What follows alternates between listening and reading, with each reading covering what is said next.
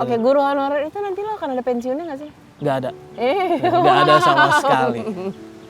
Sama sekali nggak ada. Nggak ada jaminan. Berarti lo nggak ada jaminan? Nggak ada jaminan. Lo pun sebenarnya mencari jaminan untuk diri lo dengan mencoba menjadi PNS. Iya. Tapi tidak bisa karena ya dikit lagi juga udah umur ya. Batasnya berapa? Kalau udah 35 ke atas itu udah nggak bisa PNS. Berarti lo udah 35? Udah 38, 39 udah nggak bisa ya? Udah nggak bisa. Kata mereka, kami telah berjanji. Kata yang lain, gak tahu diri. Kata mereka, kami tak bekerja, hanya bicara tak ada buktinya. Kata mereka, kami banyak mintanya, banyak masalah, gak ada usaha. Kita dengar sajalah kata mereka. Kita dengar sajalah kata mereka.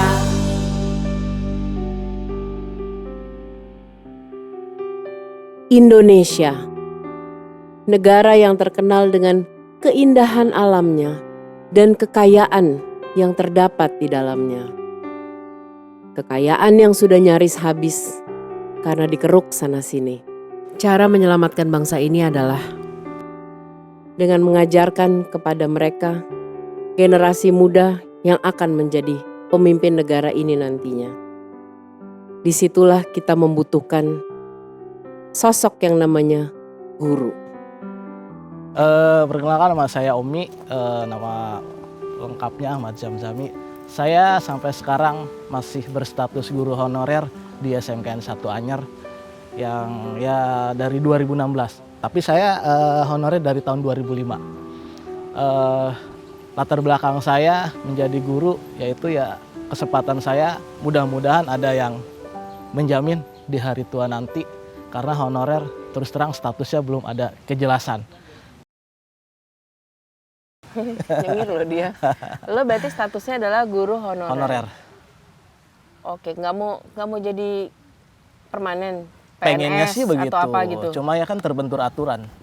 Aturan apa maksudnya? Aturannya seperti karena saya udah usianya di atas 35, ada aturan baru seperti P3K. Tapi ya P3K itu apa ya? kontrak juga sama. Tapi ya tetap harus ada tahapan-tahapannya juga. Untuk lo menjadi PNS. Ya, gitu. Tetap harus ada tahapannya. Tapi lo pernah nyoba? Udah nyoba tapi nggak berhasil. Berkali-kali? Iya, nggak berhasil. Oh, jadi mereka sistemnya itu lebih suka siapa aja yang asing asal mengikuti syarat daripada mereka yang sudah lama dan loyal dan pengabdiannya udah lama, itu tidak ada jaminan untuk masuk ke situ. Gitu. Oh, gitu ya. Seleksinya seperti itu. Padahal menurut gue guru tuh adalah apa ya, profesi yang baik loh. Iya. Iya dong. Kadang-kadang aja iya, benar-benar profesi yang baik. Iya. Gimana orang nanti tumbuhnya selain orang tua ya guru. Iya, gitu. betul.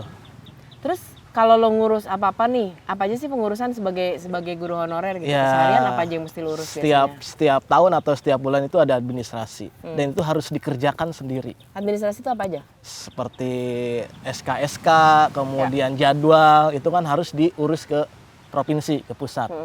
Ya kita sendiri yang bawa ke sana, Mbak. Oh, bukan dari sekolahnya atau Bukan. TU atau apapun Bukan, gitu? sendiri kita yang ke sana. Yang Itu ngurus ribet nggak? sangat-sangat ribet. Dan itu harus dilakukan setiap tahun? Iya, setiap tahun ada pemberkasan. Oke, guru honorer itu nanti lo akan ada pensiunnya nggak sih? Nggak ada. Nggak ada sama sekali. Sama sekali nggak ada. Nggak ada jaminan. Berarti lo nggak ada jaminan? Nggak ada jaminan. Lo pun sebenarnya mencari jaminan untuk diri lo dengan mencoba menjadi PNS. Iya. Tapi tidak bisa karena ya dikit lagi juga udah umur ya. Batasnya berapa? Kalau udah 35 ke atas itu udah nggak bisa PNS. Berarti lo udah 35? Udah 38, 39 udah nggak bisa ya? Udah nggak bisa. Wah, apa sih yang pengen lo minta gitu? Secara aturan apa yang mesti dirubah, dan lo pribadi nih kalau misalnya kita bisa ngobrol sama orang yang mungkin punya andil untuk melakukan sesuatu, apa sih yang lo mau minta? Minta status saya dinaikkan dari honorer menjadi PNS. Oke, kalau secara aturan besarnya sendiri, karena bagaimanapun kan tahun politik ini orang saatnya mengucap janji itu ngumbar-ngumbar ya, janji aja dulu gitu. Janji apa yang pengen lo denger, atau aturan apa yang lo pengen denger dirubah? Ya kayak guru honorer, ya honorer harus lebih disejahterakan lagi, statusnya dinaikkan menjadi PNS. Udah cukup. Itu doang Iya. ya, nggak minta macam-macam. Nggak minta sebenarnya. macam-macam.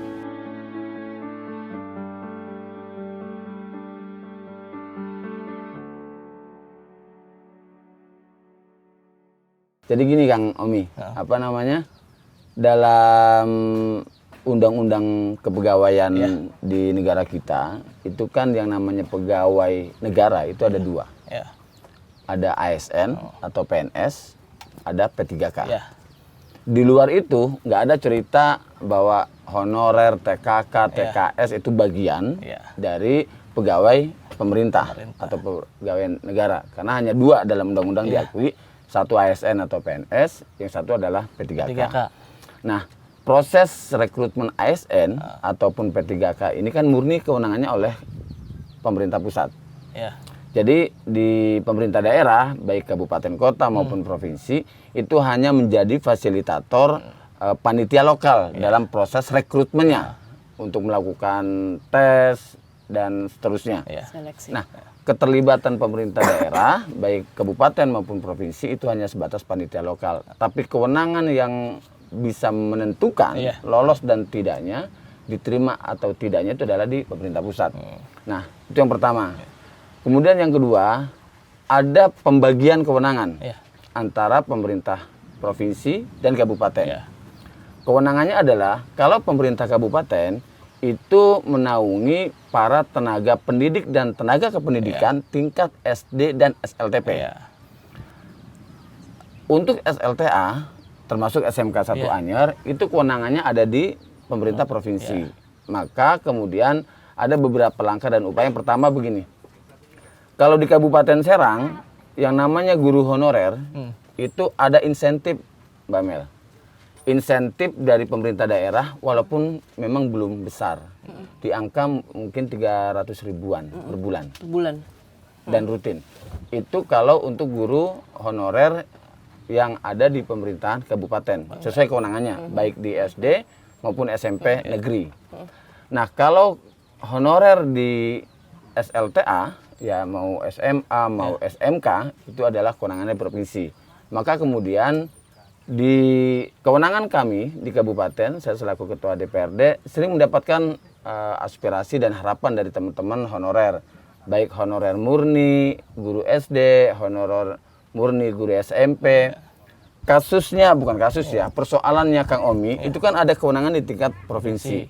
Maka yang bisa saya lakukan, mohon izin, karena saya juga sebagai pengurus partai di tingkat provinsi yang kemudian memiliki anggota DPRD di tingkat provinsi, maka harapan dan aspirasi Kang Omi ini akan saya teruskan ke anggota fraksi Partai Golkar di Provinsi Banten untuk bisa memperjuangkan apa yang menjadi harapan-harapan Kang Omi. Setidaknya gaji tepat waktu.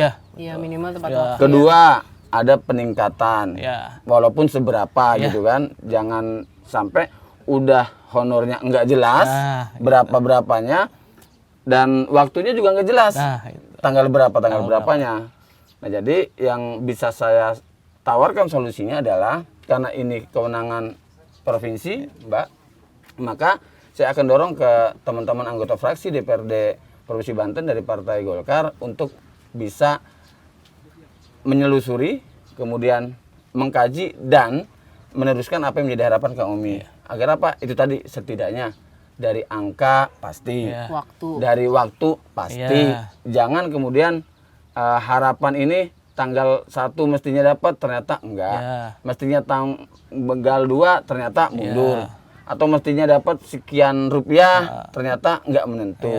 Karena di kewenangan provinsi saya juga nggak hafal ya Mbak. Nggak hafalnya gini, kalau di kabupaten kewenangannya baik guru honor SD maupun SMP, itu kan SK-nya kalau guru honor dari kepala sekolah. Ya, kepala sekolah. Dari kepala sekolah, sehingga honorariumnya itu biasanya dialokasikan dari dana BOS. Dana BOS.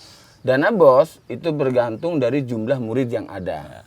Nah, SMK 1 Anyer ini menjadi PR saya untuk nanti saya sampaikan ke anggota fraksi Partai Golkar di Provinsi Banten, agar sok kalau pengen tahu secara langsung, ini nanti ada narasumber yang bisa bercerita.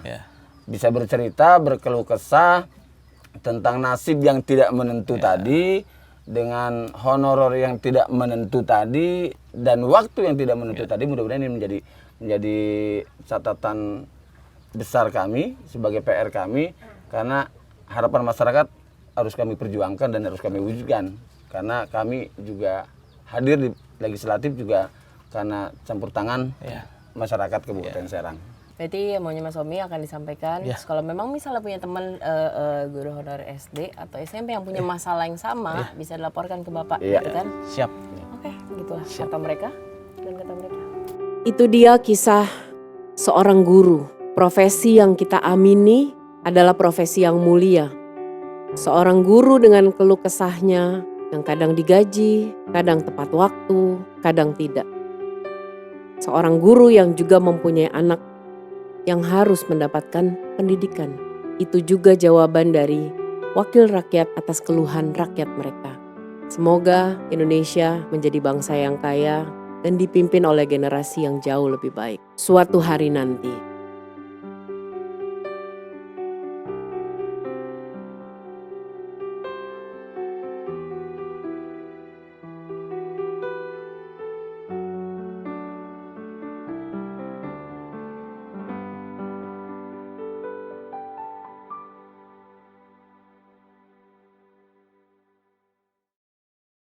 Golkar nomor 4. Jangan lupa subscribe, like, dan komen.